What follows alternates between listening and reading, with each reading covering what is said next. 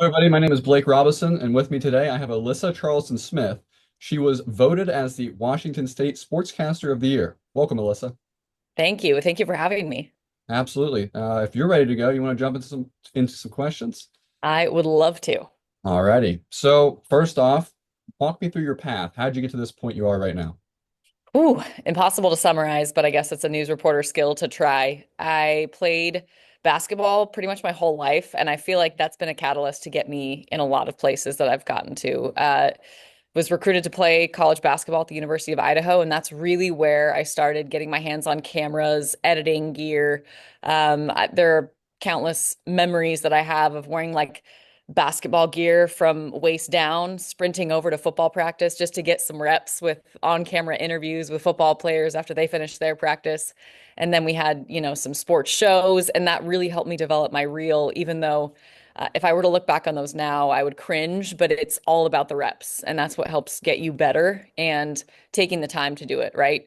So I graduated, I played overseas for a year and came back and started working in Spokane at KXLY, where my boss, Keith Oso, changed my world. I mean, he really helped me develop my personality on camera and covered the Zags, Elite Eight runs, and Mike Leach at Washington State with the Cougars, and a fantastic personality.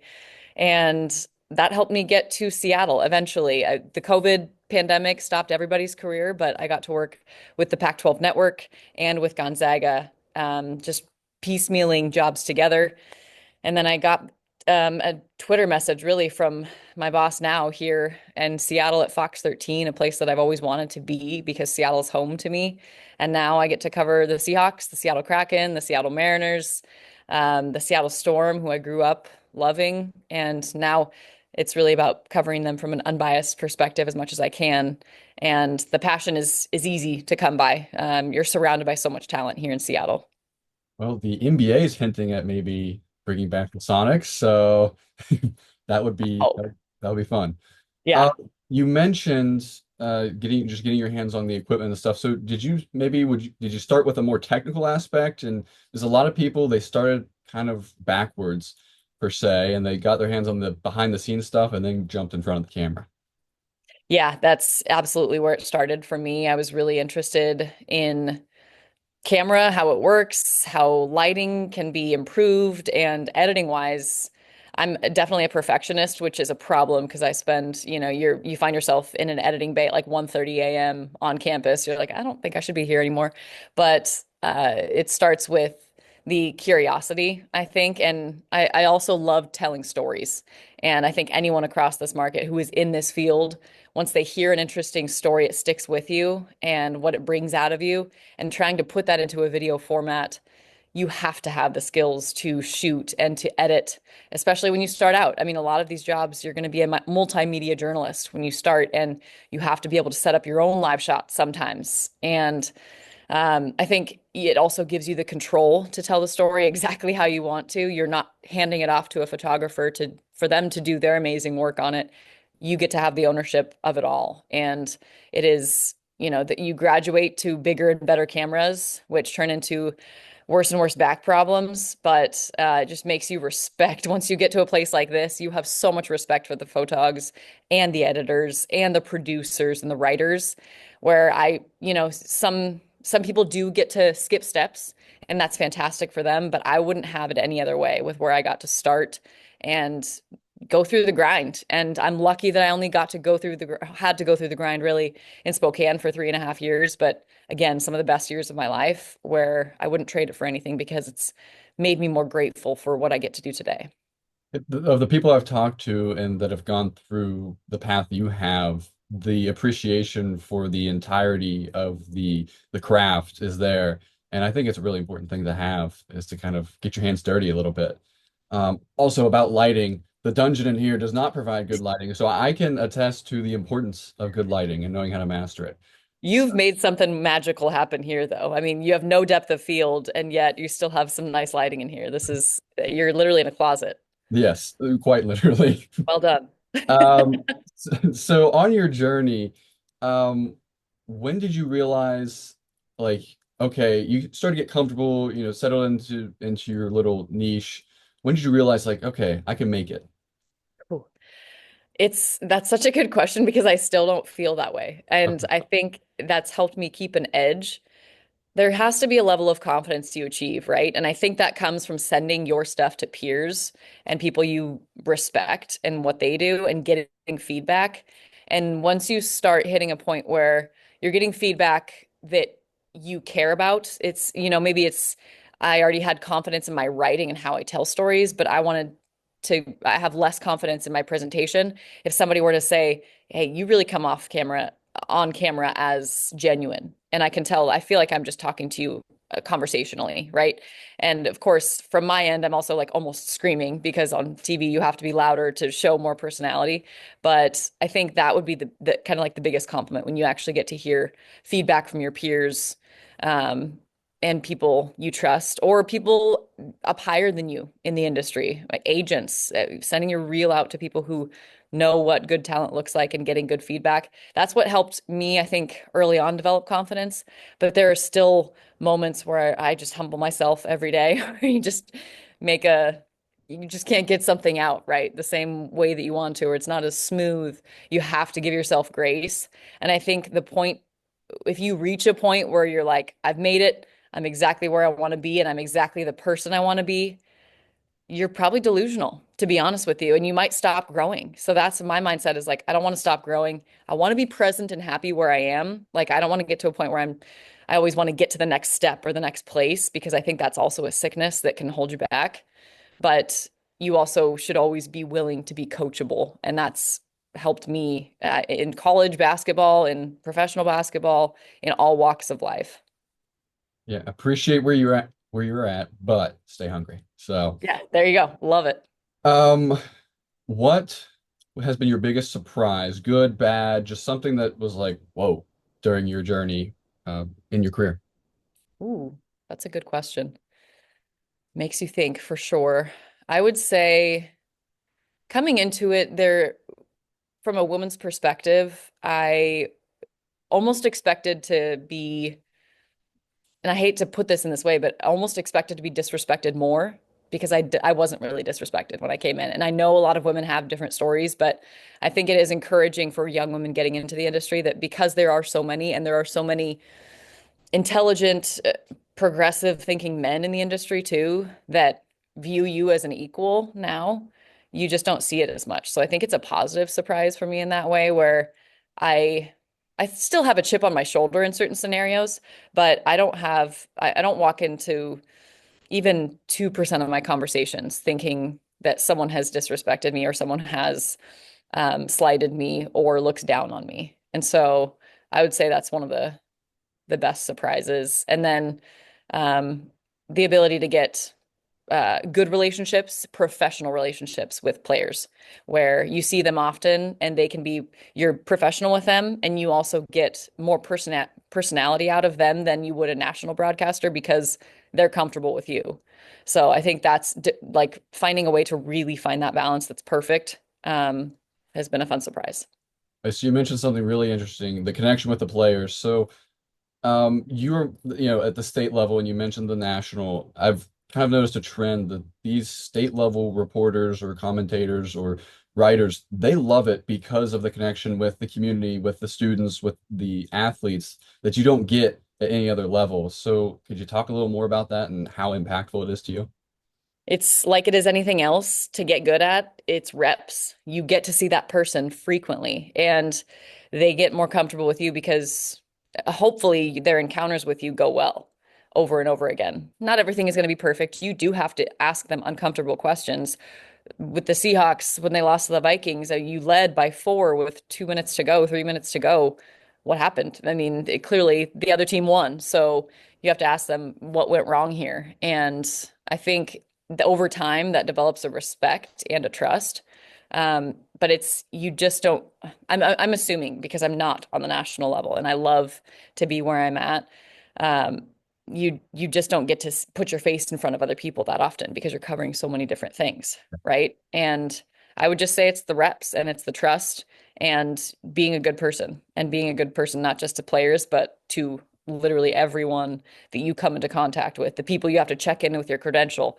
Be nice to them, the security people, like that kind of respect and trust too, I think builds and it creates a habit of how you treat people. All right, I want to jump pages a little bit. This is my fun question that I just love asking. If you could cover any event, so of any sport or literally anything at any venue, what is your kind of dream combination here?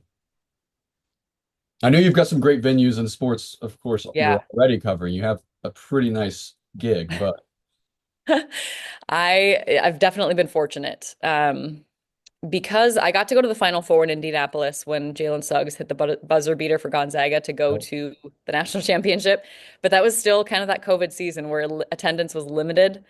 I would love to go to a national championship for a men's game and a women's game. I would love to go to a women's game at like Madison Square Garden. I think that would be a women's championship game, national championship would be a dream. And then second place. Second place would be tied. Like I'd love to go to a men's Division I national championship just because college fandom is I love that style of fandom. The second place would be a Super Bowl location. I've been to Cowboys Stadium and that's pretty sweet. I don't know. I think SoFi Stadium, like it will come there Mhm. and I, I would love to go to that. I know it's in Vegas this year, but I believe it's in Vegas this year, but I think SoFi Stadium Super Bowl.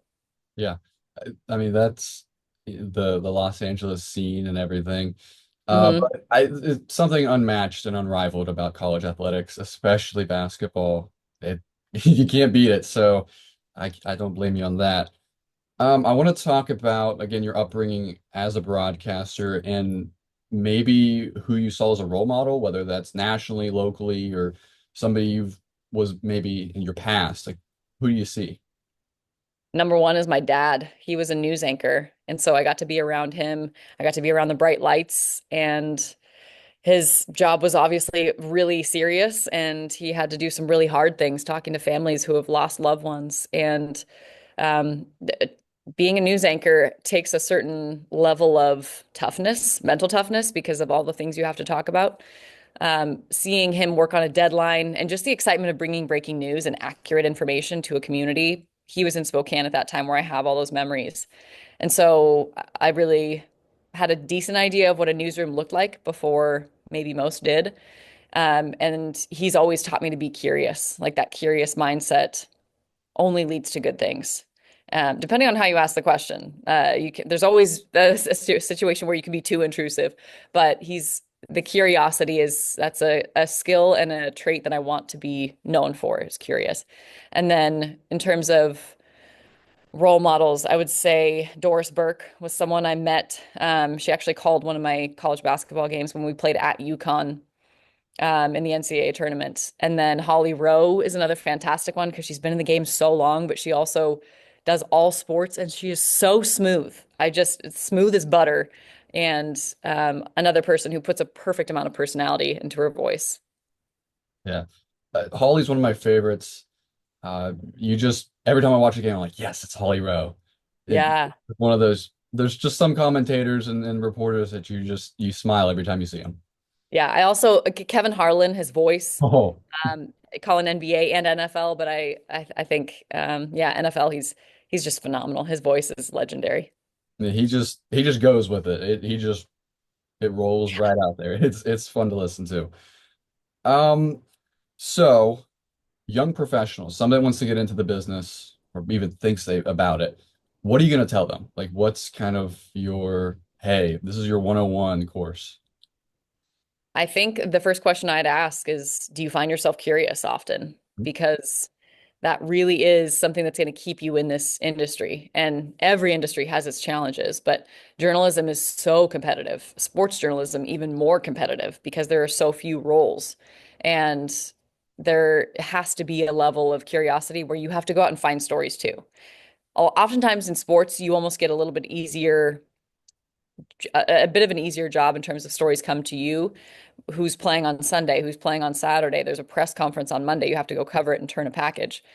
With news, you don't have that as much. You have to be really curious in that aspect. Once you hit the summer months for most sports markets, that's when things start to slow down, spring and summer. So you have to be researching, you have to be reading your local newspaper, then the amazing people that find stories that they might be the best in terms of sports journalists and local writers, finding, the nitty-gritty, interesting stories in high school football or obscure sports that we don't talk about enough or up and coming sports. So I would say, how curious are you? And then are you willing to give up some free time? A lot of free time and social life time. Friday nights, Saturday nights, Sunday nights, I worked until about midnight from August through mid-January, from when I was, 23 after playing overseas until last year when we started a half-hour sports show. So it's almost 10 years of giving up your social life. And you find it in other ways, right? You use the time where you can, but you have to be willing to sacrifice, especially if you're in sports. Think about when sports are being played. It's evening time and it's a lot of weekend time. So just recognizing that's when you will have to cover things, but the positives are endless. You really don't feel like you're working and you won't be in cubicles very often. Well, the little bit I can attest to that statement of lack of free time as a freshman and just at the very bottom of the mountain of the sports media, it's exhausting. But of course, as you do it more, I imagine you manage better. But I mean, yeah, I can already tell you from the little bit I've done, it's a lot, but love the passion. So Yeah. And good for you for being willing to sacrifice that too. That's what college is about. And like learning if you're made for this, if you love it. But you get to tell stories about really cool people and you get to frame your own stories. And you really get to make art every single day. all right, I'm gonna leave it like this. The floor is yours. Here's the mic. Is there anything you want to say? Any nuggets you want to drop? It's all Ooh. yours. Oh, there's so many things. I think this is the hardest question. It is. It is. It's very open-ended, but this is a great summary of what sports journalism is like. I mean, you're given a game and how do you start it? What's your topic sentence? So I would say I just go straight to advice and naturally reach out to people that you don't think will respond for advice. Reach out to the top of the top where you want to be. Reach out. Local TV people generally always want to help other people too. So national people, I've always had success when I reach out to them, ask them, look at a 2-minute reel just to get a little bit of critique and feedback. And I would say that you can never do too much research. You can overthink certain things on how to start, but in this field, you're going to have to become an expert on something new almost every day. Yesterday, I was covering the Seattle Sounders of MLS. Today, I'm covering a minor league hockey team and talking about a kid who has exceptional status in the Western Hockey League. What does that mean? Tomorrow, I might be talking about the Seahawks' new offensive coordinator. The next day, it might be salary capology for college football, which has now become a thing because of revenue sharing. You can't do enough research. And so when it comes to that, if you see something and you're not sure about it, research it right there. You have this little thing called a smartphone where it's always available to you. Expand your knowledge. Don't put it off until later. If you see something about a fact that you don't know about, research it at the time. Those little moments add up over time and make you a much better journalist. Perfect. You aced it. Hardest Thank you. question, knocked it out of the park. Appreciate you. That's all I have for you. I'm very satisfied with the interview. I Good. always love to hear the stories, and everybody's a little different, and they all have their own quirks, and it's just great to hear. So that's it from me, Blake Robison, and thank you to Alyssa Charlston-Smith once again, the Washington State Sportscaster of the Year. Thank you, Alyssa. Thank you, Blake.